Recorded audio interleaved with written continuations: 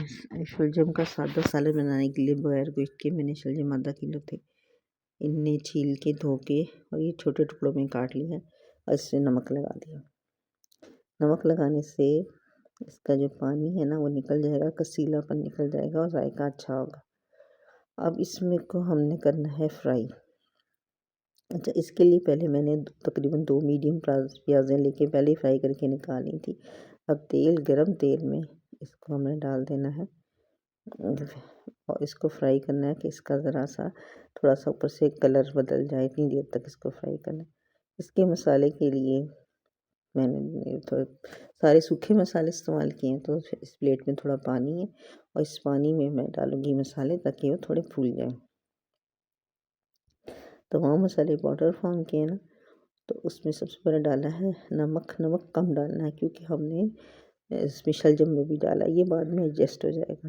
नमक के बाद डालना है धनिया, 1-1.5 चम्मच धनिया है और उसके साथ डाला है मैंने ये लहसुन पाउडर, आधी चम्मच से कम लहसुन पाउडर डाला है और उसके बाद डाला है इसमें ये मिर्चें वगैरह।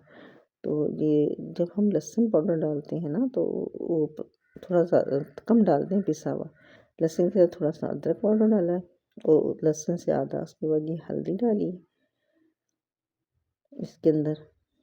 तो उसके बाद मैंने डाली है इसमें कश्मीरी मिर्चें 1 टीस्पून भर के, ताकि सालन का रंग अच्छा आए। और उसके बाद इसमें डाल दूँगी जो होती है ना पाउडर मिर्चें, जो आम होती हैं। अब ये देखिए तला गया, इसका रंग बदल गया। अब इसी देगची में डाल दिए सारे मसाले। इसमें लहसुन, अदरक, नमक, मिर्च, हल्दी और मिर्चें भी 2 तरह की हैं, कश्मीरी लाल मिर्च रंग के लिए और दूसरी मिर्च कौन सी थी ये मिर्चें जो आम होती हैं। अब इसमें जो प्याज थी तली हुई तकरीबन ये क्रिस्प कर ली, तो ये तकरीबन 3 टेबलस्पून भर भर के मैंने ये प्याज लिए। इसको ना क्रश कर लें और थोड़ा सा धो के और इसको पीस लें ताकि इस सालन का जो शोरबा बनना है ना वो अच्छा बन जाए। अब इसकी इतनी भुनाई करनी है कि घी अलग हो जाए।